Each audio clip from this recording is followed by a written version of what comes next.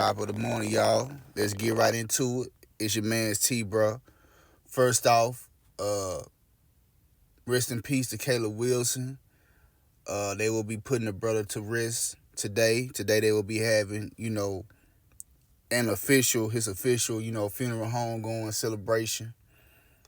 Uh, condolences to his family, his friends, to the Southern University Human Jukebox, HBCU love, but rest in peace to this brother.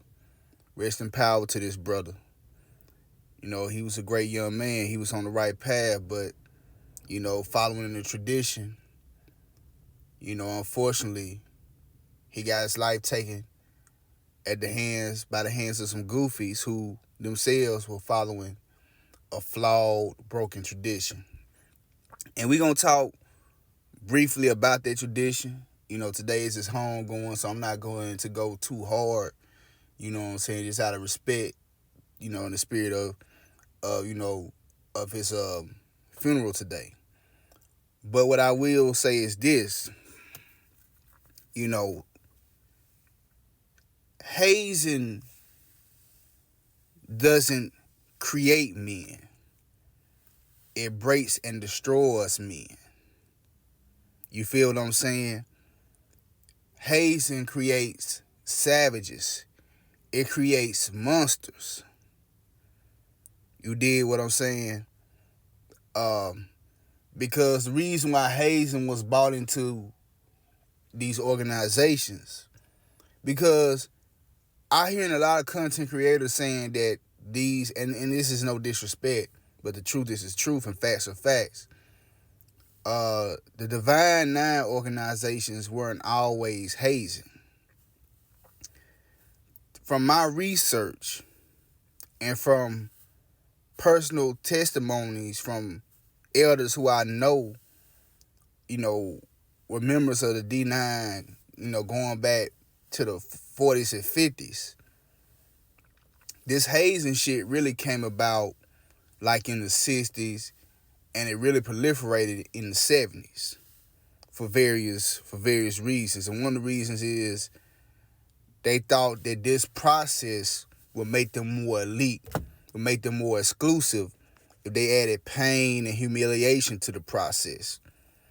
Because from what I was told, a lot of these guys felt like when they brought hazing into play, they felt like, because at one point, nowadays on the college campus, not even 5 or 10% of the students just dealing with the HBCU are members of Greek organizations, Greek-led organizations.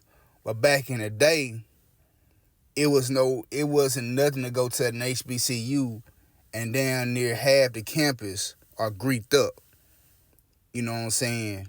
Half the campus are, part and partial to, at that time, it wasn't D9, it was the grade 8, before the IOTAs were officially, welcome in. You know what I'm saying? You had a lot of people, nowadays, they use the term skating. You had a lot of people who easily joined. You did.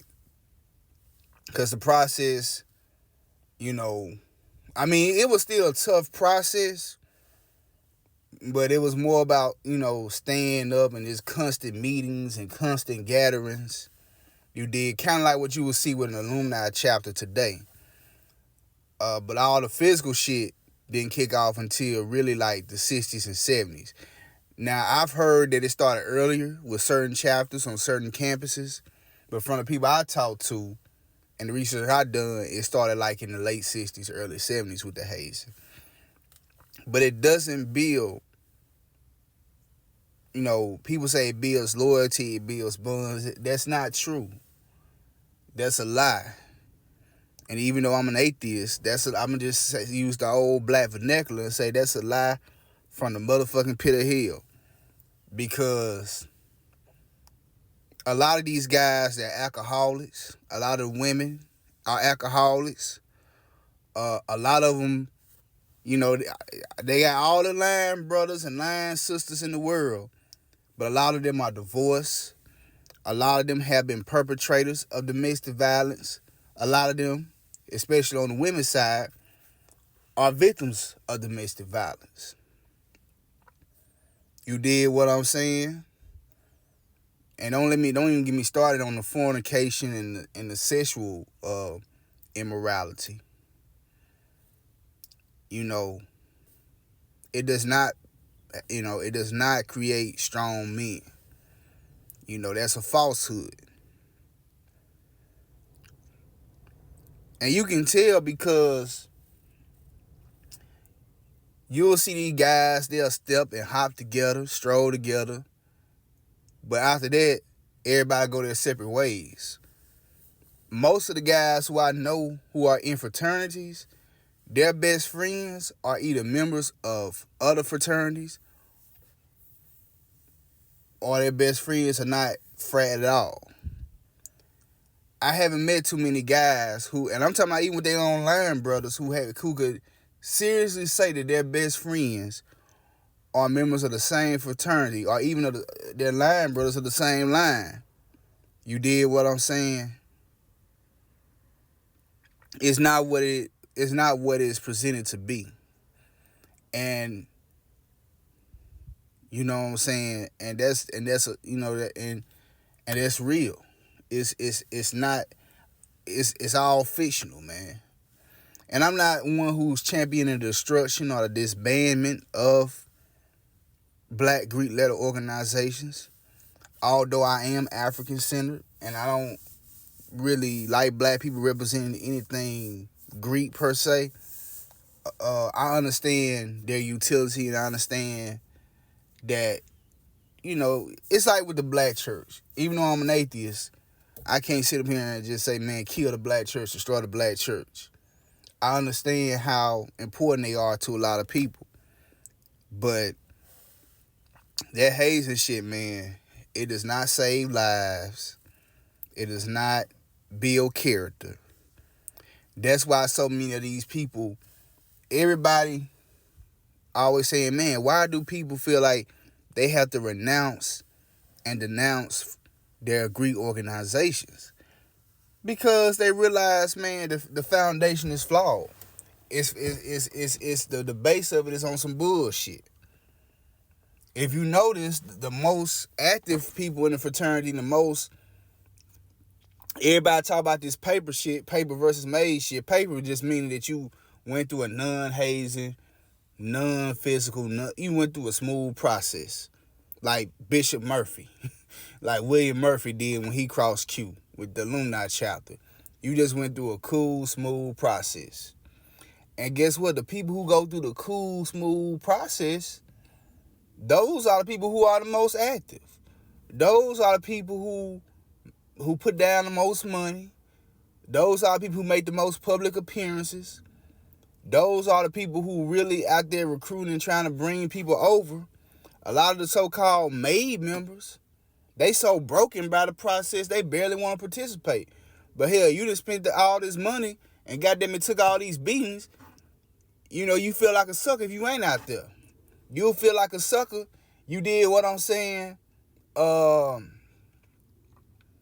You feel like a goofy. You feel like a waste of time when you goddamn it not out there stepping, strolling, hopping, shimmying, or whatever it is. And I know people gonna say, man, well, T-bruh, look how many people wearing the colors, man, wearing the paraphernalia. Look how many people who got the license plates and the decals and stuff. I'm gonna tell you something like this. A frat member told me, for every one person you see out there flagging, you see out there repping, you got 10 more who you won't even know. You did what I'm saying? 10 more who you won't even know. Because they broken by the process, man. They have PTSD from that shit.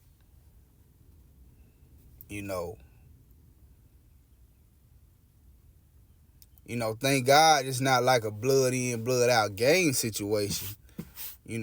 Whereas, after college, you can choose to walk away. You can choose to not participate. You know what I'm saying? because it was a blood out, blood in situation, man. Whatever. You'll have a lot of them cats committing suicide. Uh, it's crazy, man. But that hazing shit, it does, and I can't reiterate this enough. It does not build brotherhood. That's just an illusion. It might do that temporarily, but it soon will fall apart. It will soon fall apart.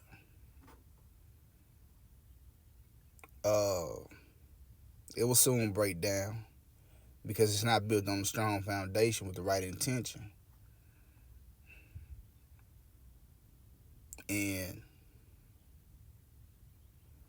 And we need to stop this vicious cycle.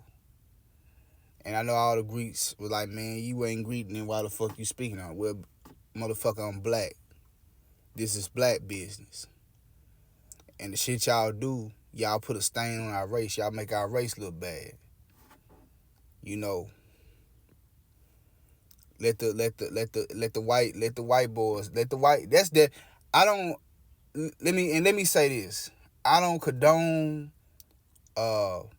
white young people dying because of Greek violence, fraternity violence. I don't condone it. My heart goes out to their families and whatnot. But at the end of the day, that's their culture. That's their indigenous culture. That's really a part of who they are. They literally been hazing from the moment of their inception. They started with hazing.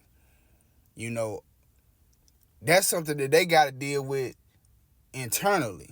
I mean, I can say I'm against it and I don't support it, but that's what they got to go behind closed doors and deal with that shit amongst themselves.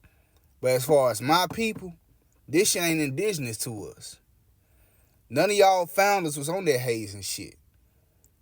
You know, that shit came damn near more than a century, half a century, after they started. You did? That's some new shit. In the grand scheme of things, that's some new shit. This man right here, this young man, Caleb Wilson, he had everything going on. He didn't need Omega Sci-Fi to be great. You did what I'm saying? He didn't need any organization to be great. He was already a righteous young brother. He didn't need any of that. And even if he wanted to join that, it should not have cost him his life.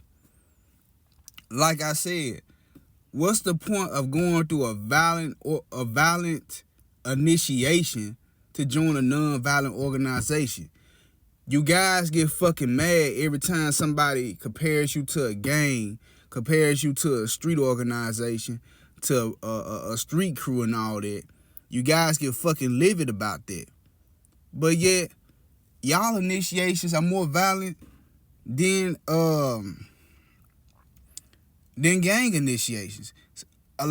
And people don't know this, but most gangs, particularly most black gangs, don't even do physical initiations. You know what I'm saying? Particularly like the Chicago-based organizations like, Gangster Disciples, Black Peace Stones, Vice Lords, Mickey Cobras, Four Corner Hustlers, Black Souls, Black Gangsters, aka New Breeds, Mickey Cobras. Those guys don't do no jump in and shit. That jump in shit, no disrespect, came from the Bloods and the Crips. And then when that shit hit certain cities, a lot of these Chicago-based organizations, because shit started getting mixed up between Chicago and LA and all that. And, these cats in other cities, they added jumping in into the shit. Now, dudes might do violations, but, nowadays ain't nobody really violating. Dudes might do violations, but physical initiation, hell nah.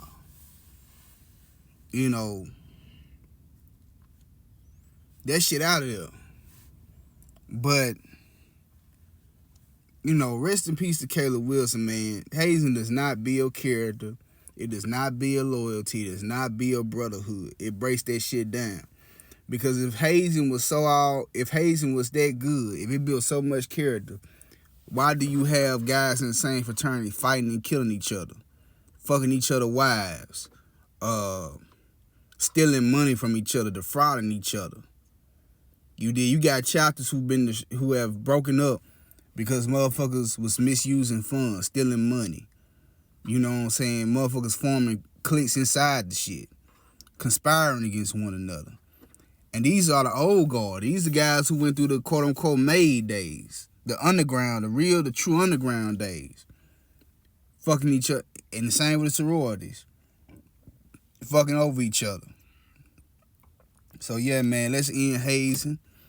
I ain't saying let's end the D9 and all this shit, but let's end that hazing shit. And y'all talk about how many members y'all have. Imagine how many more members. I'm talking about useful members. People who really have love for you, who can take y'all organization to the next level. Because, to be honest with y'all think y'all got good representation out here. Y'all really don't, man. Y'all got a bunch of goofies and fucking tap dancing shines representing y'all. But, man, rest in peace to Caleb Wilson. Today is his official homegoing. Show love to the family. Keep him in y'all prayers. Yeah, I said prayers. Even though I'm an atheist, I still respect, people's, religions as a part of them, of who they are. So keep them in y'all prayers and some positive vibes to them. Man, I'm out, T-Bro. Like, share, and subscribe.